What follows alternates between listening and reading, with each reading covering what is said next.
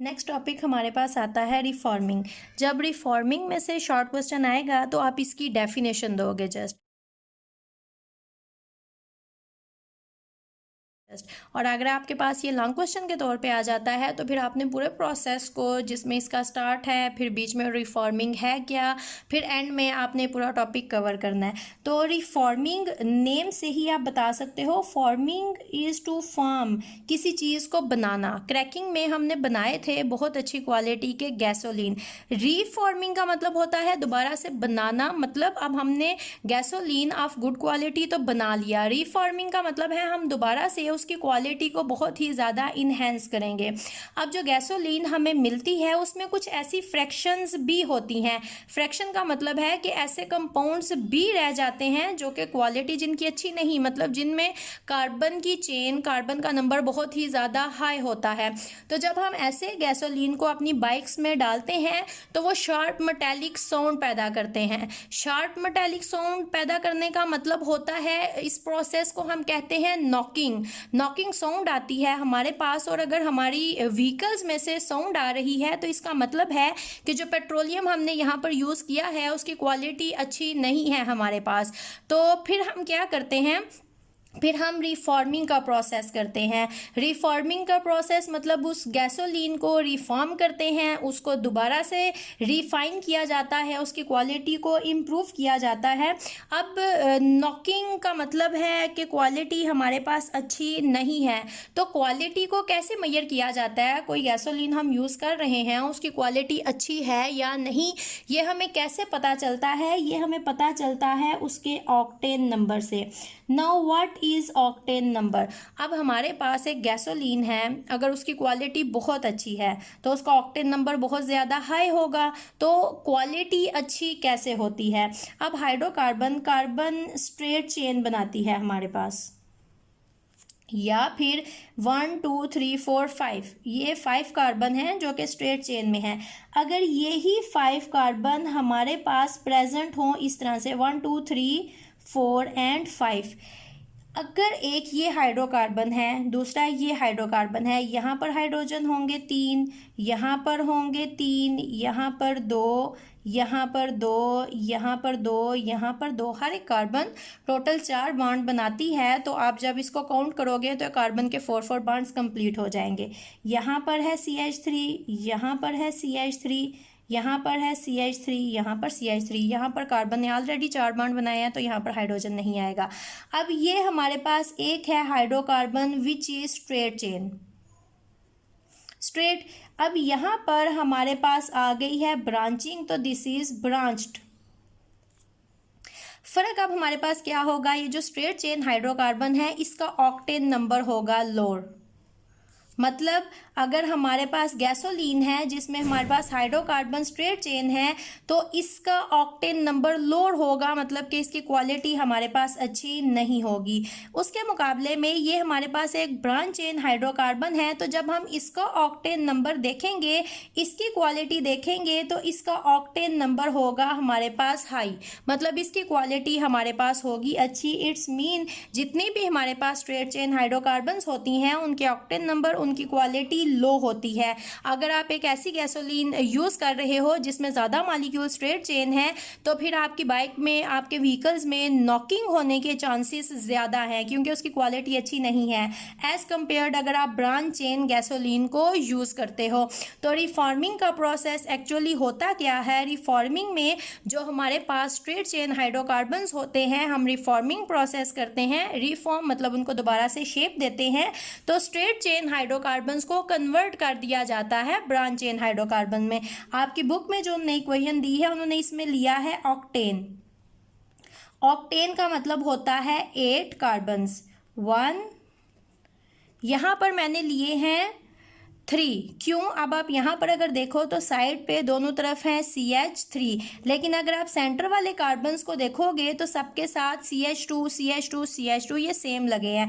तो अगर मैं इसको क्लोज करके लिखना चाहूँ तो मैं इसको CH3 CH2 CH3, ये कितने हैं 1 2 एंड 3, तो अगर मैं ब्रैकेट लगा के इसके साथ 3 लिख दूँ तो इसका मतलब है यहाँ पर एक CH3 है, फिर यहाँ पर 3 CH2 लगे हुए हैं और फिर एक CH3 लगा हुआ है। ओपन करके लिखूँ तो ये बन जाएगा। और अगर मैं ऑक्टेन को क्लोज करूँ तो एक CH3 यहाँ पर है, दूसरा CH3 यहाँ पर है, 1 और 2, और सेंटर में हमारे पास यहाँ पर 6 CH2 प्रेजेंट है। और अगर मैं इसको ओपन करूँगी CH3 CH2 CH2 6 यहाँ पर CH2 और एक CH3 आएगा। दिस इज ऑक्टेन, जो कि एक स्ट्रेट चेन है। अब जब हम रिफॉर्मिंग का प्रोसेस करते हैं तो रिफॉर्मिंग का प्रोसेस करने के बाद हम इसको ब्रांच्ड हाइड्रोकार्बन में कन्वर्ट कर देते हैं, which is CH3।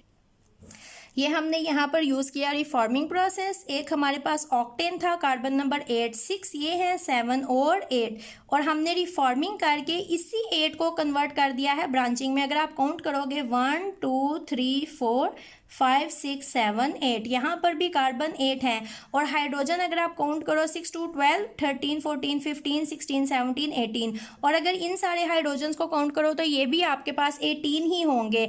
Means carbon और हाइड्रोजन में कोई फर्क नहीं आएगा। सिर्फ इतना किया जाता है रिफॉर्मिंग में, जो स्ट्रेट चेन हाइड्रोकार्बन्स होते हैं उनको रिफॉर्म किया जाता है, उनको कन्वर्ट कर दिया जाता है ब्रांच्ड हाइड्रोकार्बन्स में। इससे क्या होता है, इससे जो हमारे पास गैसोलीन की क्वालिटी है वो इंक्रीज हो जाती है। अब ये हमारे पास रिफाइंड गैसोलीन है, इसकी क्वालिटी, इसका ऑक्टेन नंबर हाई है, और अगर इसको यूज किया जाएगा व्हीकल्स में तो नॉकिंग साउंड हमारे पास नहीं आएगी और इंजन की एफिशिएंसी बिल्कुल भी इफेक्ट नहीं होगी। ये एक मेथड है रिफॉर्मिंग का। एक और मेथड यूज किया जाता है रिफॉर्मिंग का, उसमें हम क्या करते हैं, जो हमारी गैसोलीन है जिसकी क्वालिटी हमारे पास बहुत अच्छी नहीं है, हम क्या करते हैं, उसको मिक्स कर दिया जाता है TEL में। TEL, what is TEL? TEL is tetra ethyl lead. अब टेट्रा का मतलब होता है 4 और इथाइल होता है C2H5, और लेड हमारे पास होता है लेड मेटल, जिसको हम डिनोट करते हैं Pb से। तो अगर मैं ड्रा करूं तो दिस इज मेटल, एक C2H5 यहाँ पर, C2H5 यहाँ पर, C2H5 यहाँ पर और C2H5 यहाँ पर।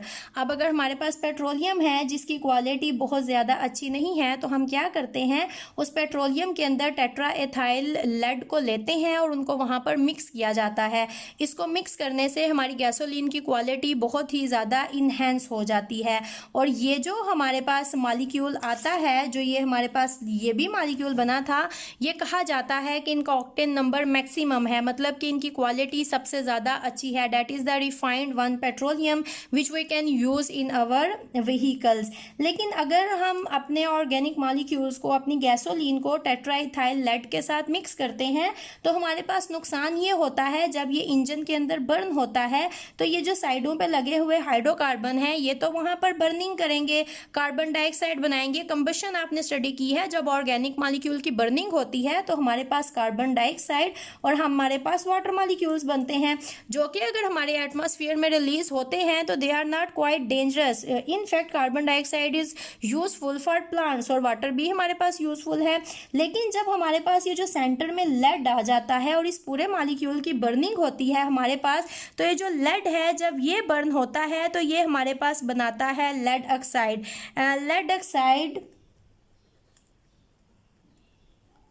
जो हमारी व्हीकल्स में से निकलता है डैट इज़ क्वाइट डेंजरस।